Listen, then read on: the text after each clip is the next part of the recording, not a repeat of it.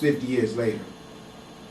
A substantial kickback for being allowed to operate in this foul and filthy matrix which feeds that garbage American fast food diet, not fit for human consumption to its ignorant mass. I want to show you something. To operate in this foul and filthy matrix which feeds that garbage. See, we need to get rid of this word right here altogether. Because there's nothing dreadful about having locks in your hair. We know who put that word in there. We already know the people who doesn't have the ability to wear these locks is the one who called them dreadful locks, dreadlocked hair. You know, I don't see anything dreadful about that. I really don't. And even though a lot of people would misconstrue what the dreadlock mean and try to use it as a way of the hair connected to itself, where you need to stick with just plain locked. There's nothing dreadful about that. Get rid of dread and just call it locked hair. That's what it should be called, locked hair. American fast food diet, not fit for human consumption to its ignorant masses. Now here you see is her pineal gland. If you remember, that came like this, down, those bones that she had there, which is spiritual enough for me to understand that they was pushing spiritual energy through those bones. That's why it wasn't something that was synthetic or man-made that was moving this energy. You can see the eyes closed, meaning that she was operating off spirituality with that plugged into her eye like that. There was no need to utilize the senses of the body that would have gave her limitations. So she was using spiritual energy that I guarantee you was also locked into the manifestation of that ship. The same ship we see in the sun right now, going from light orb to manifestation of iron ore, is the same ship that we're looking. This is one that's outdated, but it still had the same capabilities. And I know that by seeing her pineal gland, because see, the only reason why you guys are able to see those orbs locked into the sun now is because it's all been through my pineal gland. That's why the word X-Man comes from this. The energy of the sun coming down to the earth, meeting the female on the earth. That's what the pyramids were all about. And if you can see what was going here from her head to her eye, is that same pyramid. Okay, it's the same thing. So this pineal gland is a reproductive organ that I be telling you guys about that sits right in the middle of the lady's forehead, just like that clit does on top of the pyramid. Do you understand? So I've been telling you that this is sexual energy, reproductive from the thought. Just thought makes vibrations right there. And you're able to do things by thinking it. And if you're real powerful, you can speak it into manifestation. That's when you be a real God, and you know that. So materialism don't matter anymore. The only thing that matters now is experiences, and what are you going to do with the time that's allotted to you as a steward with the grace bestowed to you from our universal creator. So that's what we're looking at there. You understand? Look at that X. And so we are the true X-Men through our melanin. And like he said, all that Hollywood bullshit with all you white men being heroes like Batman, Iron Man, and freaking everything else, Captain America, policemen with guns and mace, all that bullshit that make you guys rule this world. You don't rule this world. What you are is criminals that has everyone under siege, and the X-Men are here to get your ass in disguise of the Saras, under control of our Sarah. Setepera, my aunt. You can also call me Asar Sarah. It'll be the just same equivalent. But the main thing you need to understand is that I am the Son. And I was sent here to warn you that we've been doing this type of shit forever. And you guys made a big mistake when you attacked melanin, because melanin is that which encompasses, induces, and conduces all. including your albino ass. Know that to be God's words. Look at the horrible, oversized, walrus bodies that garbage food produces, from providing zero micronutrients to those who consume this big money-making garbage for the body, along with the garbage TV and movie for the minds, all in the name of democracy and freedom. This video, Black Moon Goddess Sarah, falls right on the heels of Dr. Lloyd Pye's book and video, Everything You Know Is Wrong. It falls on the book Voyagers, illustrating that black humans were the first created here on planet Earth 560 million years ago at a spacecraft level of existence on Earth's fifth dimension known as Tara.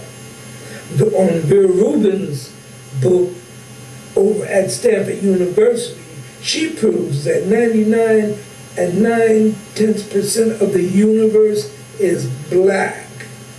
These aliens running America are enough to make you puke.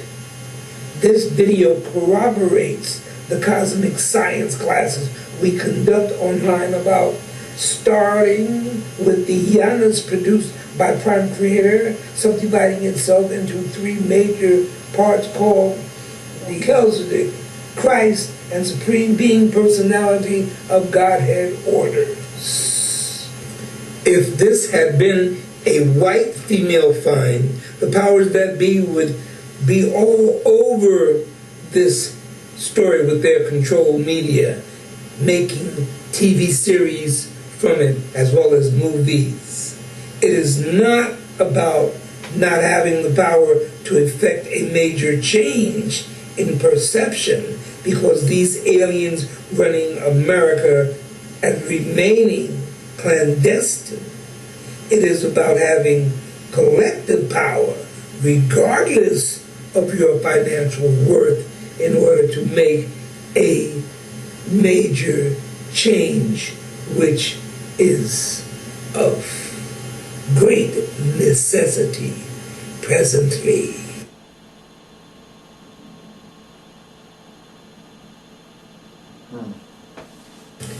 Okay, my smart YouTube people already know it is a Zeta Reticulan network of warmongers like themselves who they have in charge calling the shots in order to keep their Zeta Illuminati agenda alive. Black people's melanin destroys them, so they cannot interface with black humans directly. For the death of 30 bus riders, Israel invades South Lebanon and occupy a 6-mile strip of land north of their border, from where they launch indiscriminate cluster-bomb attacks, killing over 1,500. Israel only ends their illegal occupation when President Carter threatens to cut off aid because the weapons Israel were using were subject to an agreement that they were only to be used in defense of Israel. This invasion had been planned by Israel 2 years before, which questions whether the so-called terrorist attack on the bus was an Israeli false flag operation. The invasion is to seize control of the Litani River, which amazingly Israel was allowed access to by the United Nations Security Force after the Israelis left southern Lebanon. So the war is in essence to steal Lebanon's water supply. 1982 future Prime Minister of Israel, Ariel Sharon, orchestrates Israel's invasion of Lebanon and Beirut. At least 18,000 Lebanese and Palestinian civilians are killed. Israeli Prime Minister Menachem Begin arrogantly states of this massacre, "We do not answer to the world, only to ourselves."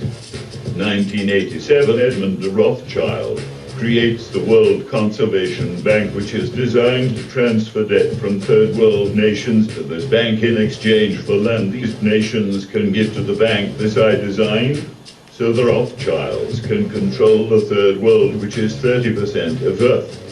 in 1989 in the former concentration camp of Auschwitz, a plaque claiming that 4 million people had been murdered was replaced with a plaque stating that 1.5 million had died. There no reason is given for this reduction. Within the legislative body of a nation which claims to be a democracy, if its elected public servants seek to place the interests of another nation ahead of the interests of the citizens who elected them, in times of conflict, this could amount to treason. For as Marcus Cicero warned, a nation can survive its fools and even the ambitious, but it cannot survive treason from within. It cannot be said too often or too loudly, the interests of a nation's own citizens must come first. So what is this all about? I would like to first of all thank you for establishing the Friends of Israel in Western Australia.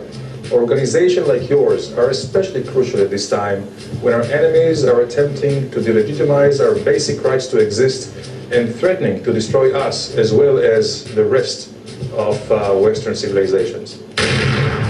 Goodness gracious. When I thought it was Israel that was trying to destroy the Palestinians while attempting to make the rest of us go along with their outrageous behavior. We left Rafah and headed northeast along the rubble and debris-strewn roads towards an area called Khazar. They came straight in here, and these are the tank tracks. When they arrived here, they got first to a village called Al-Najah. This is it. And this is what they did. More than 20 people died here, including a woman, locals told me, shot dead while waving a white flag. Zaytun, a few miles north, also flattened by Israeli bulldozers.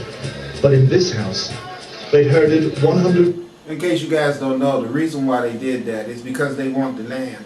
So they go in and destroy everything to make it impossible for the people to live there. The people leave in fear. Then they come in with bulldozers and build their new mosque there. And then they always on the news complaining to you about somebody doing something to them and their Holocaust and all that shit. But as we can see, they are a rich, small handful of people that we know as the Zionists, that we know as being the world's terrorists.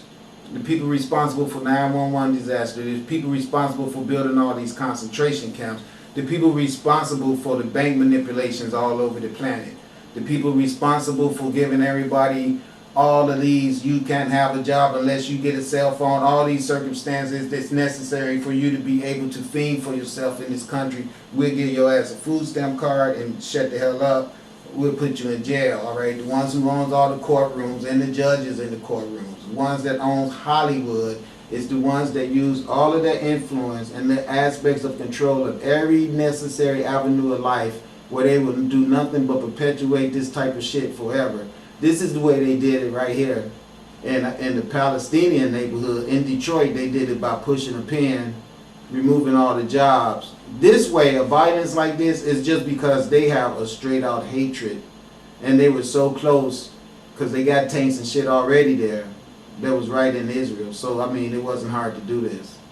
You know, I mean, you don't have tanks in Detroit just sitting around. You do, but you don't, if you know what I mean. So the easiest way to do that was pour more drugs in, just take all the jobs away, create circumstances of despair where the people would start fighting, turning on each other. Once you get them in jail, they disappear. And then you can always do shit to just make the neighborhood look like this. You know, you send a construction crew out to tear one house up on the block and then leave, and everybody else's property on the block looks bad because they started a freaking construction teardown and never finished the demo. You can see that been circumstances all over Detroit.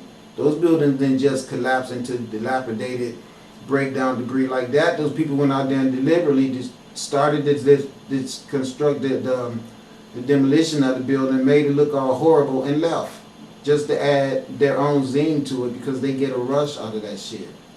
So this is what we're looking at. We're looking at these white men going around the whole planet creating poverty, murder, sorrow, tears, and bloodshed to every recipient of the earth. Every freaking one. This is what we're looking at. Everywhere you go, you see it, and this is the work of the Zionists.